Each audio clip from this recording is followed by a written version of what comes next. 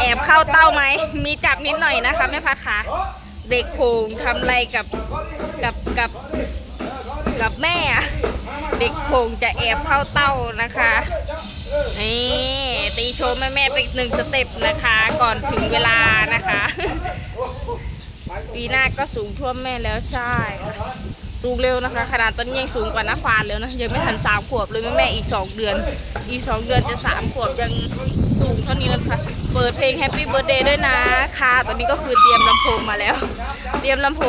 ดีเจก็เตรียมแล้วนะคะเดี๋ยวรอเวลานะคะก็จะเปิดด้วยนะคะแม่กุ้งค่ะเตยก็นี่ก็ก่อนจะถึงเวลาก็โชว์สเต็ปให้แม่ดูไปก่อนนะเมื่อวานนี้หมดแต่มองสาวก็เลยไม่ได้โชว์สเต็ปเลย